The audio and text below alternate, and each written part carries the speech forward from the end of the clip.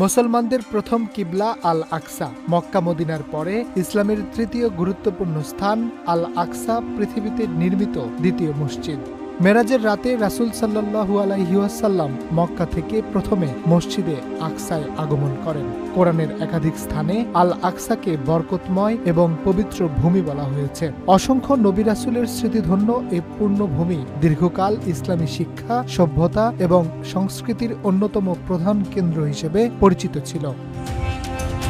মক্কায় মসজিদুল হারাম নির্মাণের ৪০ বছর পরে এই মসজিদ নির্মাণ করা হয়। প্রথম কে আল আকসা নির্মাণ করেন তা নিশ্চিত করে জানা না গেলেও এই ব্যাপারে ঐতিহাসিকদের তিনটি মতামত পাওয়া যায়। কেউ বলেন এই মসজিদের প্রথম নির্মাতা হলেন আদি পিতা হযরত আদম আলাইহিসসালাম, কেউ বলেন নূহ আলাইহিসসালামের সন্তান সাম এই মসজিদের আদি নির্মাতা, আবার কারো মতে হযরত ইব্রাহিম আলাইহিসসালাম প্রথম এই মসজিদের ভিত্তি নির্মাণ করেন।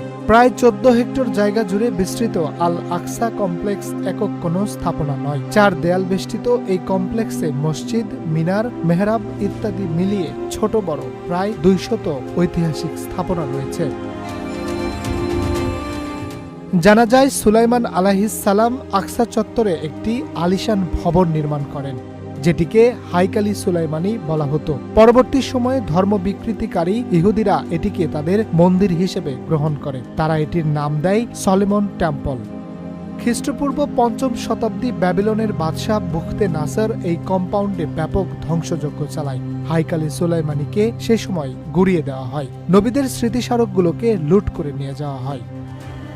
এ ঘটনার ৭০ বছর পর খ্রিস্টপূর্ব ৩৮০ সালে তৎকালীন ইরানের সম্রাট বাবেল শহর জয় করেন। তার আনুকূল্যে ইহুদিরা আবারও বাইতুল মুকাদ্দাসের দখল নেয়। আবারও তারা সলোমন টেম্পল পুনর্নির্মাণ করে। এটিকে তারা সেকেন্ড টেম্পল হিসেবে নাম দেয়। এরপর ৯৮ বছর পর গ্রিক সম্রাট অ্যারোটনিস গোটা ফিলিস্তিন দখল করে সলোমন টেম্পলকে গ্রিক উপাসনালয়ে পরিণত করে। পরবর্তী সময়ে ৩১২ খ্রিস্টাব্দে রোম সম্রাট কনস্টান্টিনোপল খ্রিস্ট ধর্মের দীক্ষিত হলে জেরুজালেমে খ্রিস্টানদের আধিপত্য প্রতিষ্ঠিত হয়।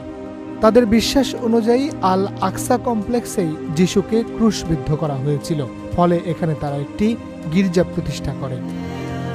এই সময় বহু নবী এবং আল্লাহর প্রতিনিধিকে হত্যাকারী ইহুদি সম্প্রদায় ভূমিহীন এবং আশ্রয়হীন হয়ে পড়ে। কোরআনে ঘোষিত ইহুদি জাতির প্রতি লাঞ্ছনার প্রতীক হিসেবে আধুনিক ইসরায়েল প্রতিষ্ঠার আগ পর্যন্ত তারা ভূমিহীন থাকে। এর কিছুদিন পরেই ইসলাম এবং মুসলমানদের ওপর নেমে আসে ভয়াবহ দুর্যোগ। ১০৯৯ খ্রিস্টাব্দে ক্রুসেড বাহিনী জেরুজালেম সহ সিরিয়া দখল করে নেয়। পবিত্র আল আকসা দখল করে ক্রুসেডরা সেখানে গণহত্যা চালায়। মসজিদগুলোর কোনোটিকে গির্জা, কোনোটিকে আস্তাবলে পরিণত করে। এরপর প্রায় ৯০ বছর পর্যন্ত আল আকসা মুসলমানদের বেদখল থাকে। পরবর্তীতে সুলতান গাজী সালাউদ্দিন আইয়ুবী বাইতুল মুকাদ্দাস পুনরুদ্ধার করেন। ১১৮৭ সালে আল আকসা পুনরায় মুসলমানদের নামাজ পড়ার তৌফিক হয়।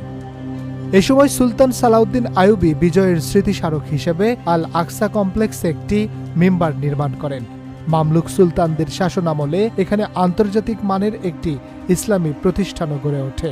আল আকসা আবারও ইসলামী জ্ঞান বিজ্ঞানের প্রাণকেন্দ্রে পরিণত হয়।